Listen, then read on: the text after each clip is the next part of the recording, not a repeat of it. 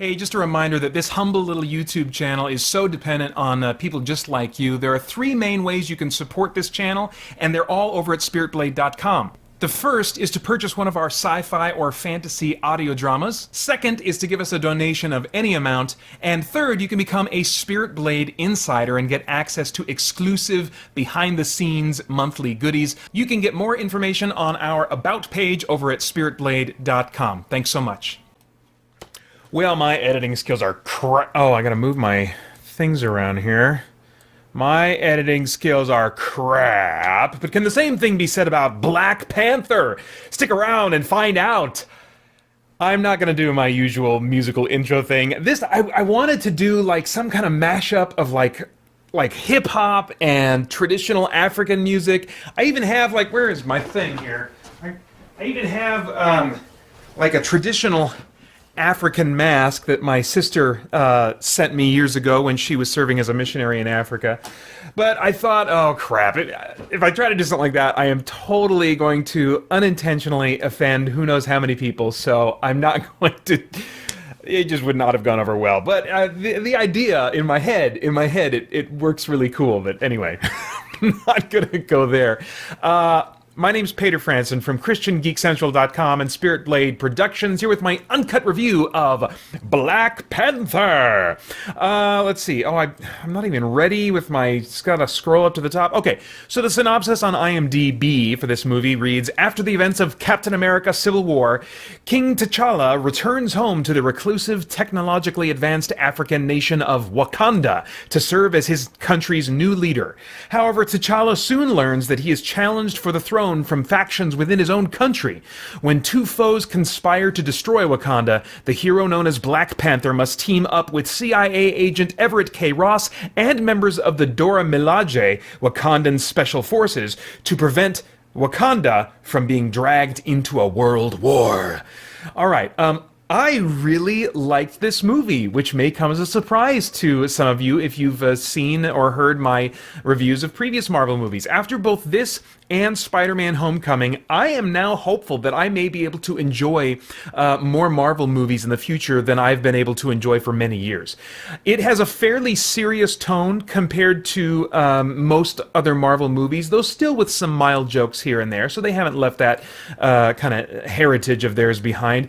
The villains felt more vicious to me than the usual fare from Marvel, possibly because they actually kill. I was trying to remember a Marvel movie where, like, do I often see people dying? I mean, maybe sometimes they'll get disintegrated or energy blasted or something like that, but the killing in this movie for sure is more grounded in some key instances because it comes from, you know, gunshot wounds or like slicing and stabbing weapons. You know, this may be the most violent Marvel movie yet in that regard because people are getting killed or injured by weapons that are not they're not near as fantastical in nature. I definitely felt the dangers were the heroes were in danger. I definitely felt that they were exerting effort in order to accomplish what they needed to accomplish, more so than in many superhero movies.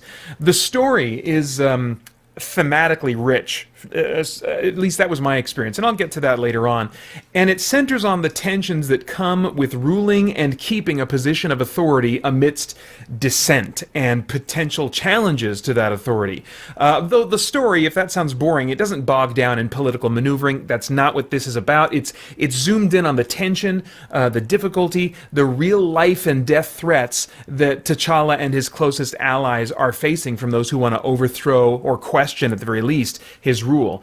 And although there is a small romance story thread, familial relationships are much more central. T'Challa has to care for his sister and recently widowed mother, even as they are his close allies working to help him. He's also dealing with the death of his father still and some messes that his father left behind. The characters all seem to have diverse personalities, which is nice. I feel like in some of the recent Marvel movies, you could kind of swap punchlines of jokes in between any of the characters, and it kind of works with all of them because they're all kind of they feel the same to me. But the characters in this movie did seem to have more diverse personalities than I've seen in recent Marvel movies, and in the final third of the movie, there were some key motivations for both the main hero and the main villain that are revealed that made that section of the movie actually very moving for me in a few spots, which took me by surprise. I just wish that some of these character motives would have been introduced earlier so I could more easily invest in the characters from somewhere closer to the beginning of the movie.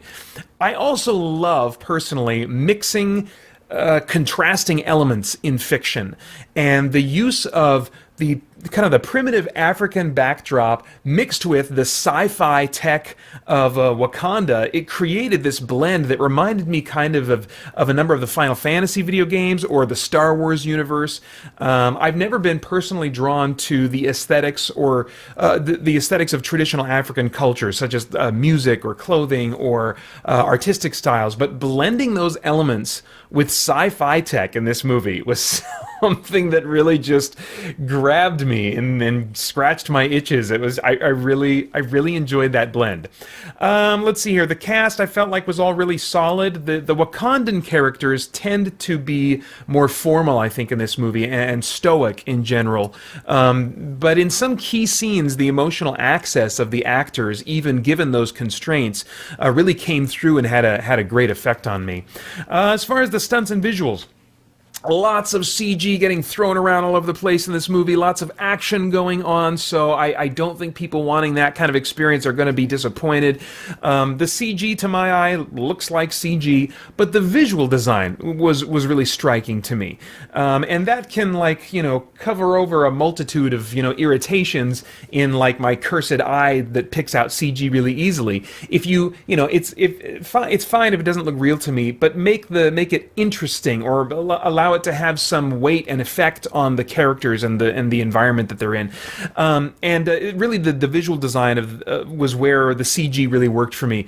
The stylized choice of colors and the way key sci-fi concepts are conveyed non-verbally just through the visual design of the gadgets and their operation was really enjoyable for me to just kind of soak in and think about and watch.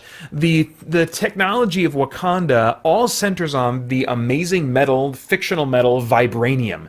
And from that one unearthly metal springs all kinds of applications that make Wakanda this sci-fi wonderland. The application of the tech is introduced slowly enough to not be overwhelming, at least for me. But there's a car chase in the first half of this movie that really that just seemed to be the moment where they blew open the doors of how this tech can be applied, and it made for some fun and surprising action concepts in that scene, and then carrying forward in new ways throughout the rest of the movie. And yet the characters still felt vulnerable enough to me that these crazy visuals didn't turn the action scenes into a harmless amusement park ride. Instead, they just increased my sense of wonder as I leaned forward in anticipation of, what was going to happen next. Okay, so I always try to ask myself, is there anything of worthwhile moral, philosophical, or spiritual significance going on in the themes of this thing that might bring about worthwhile thought or conversation?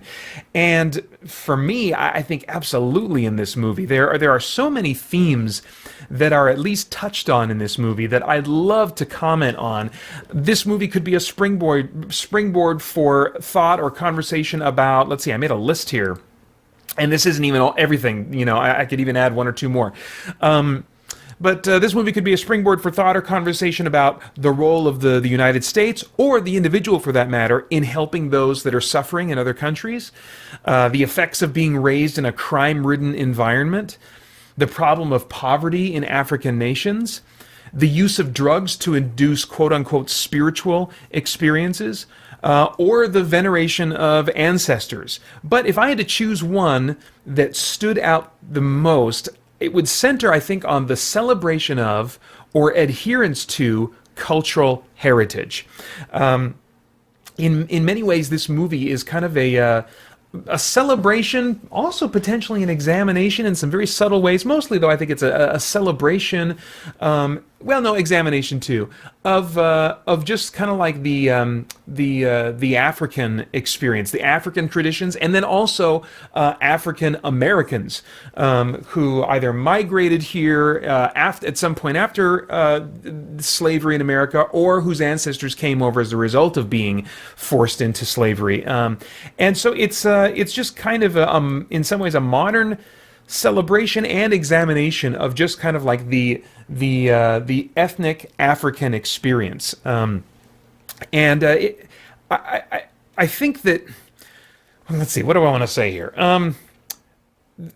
African tradition is highly celebrated in this movie, as well as the fictional traditions of Wakanda, this fake country that they create that is nestled in Africa.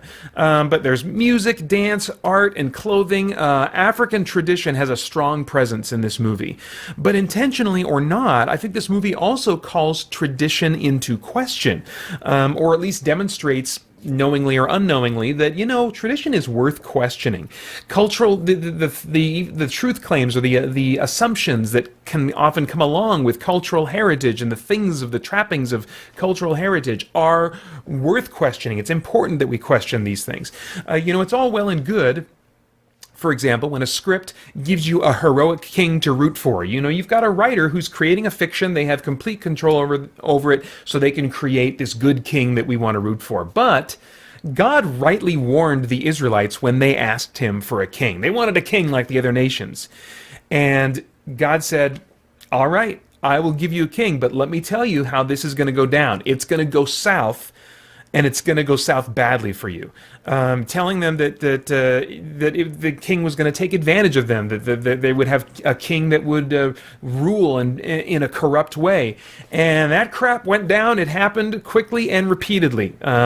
So monarchies can be romantic in fiction, but limiting those who govern our lives to a small selection of families just because they happen to be born into a certain bloodline, a certain family tree. That's insane. On top of that, in Wakanda, a good ruler in this fictional country can be overthrown, and again, the rulers are only chosen from these specific family lines to begin with, and if you end up with a good ruler from one of those families, they can be overthrown if someone from an eligible bloodline can kill him in ritual combat.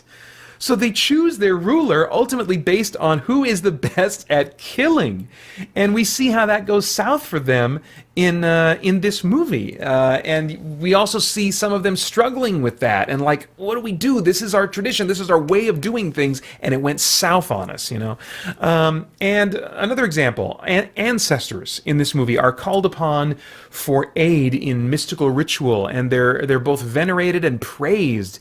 I don't know if I would go so far as calling it worship. You can praise someone without worshiping them in the biblical sense, so I'm not sure exactly what they mean or what their theology or their doctrine or whatever is in this movie, but they're at the very least venerated and praised and called upon for aid during mystical rituals.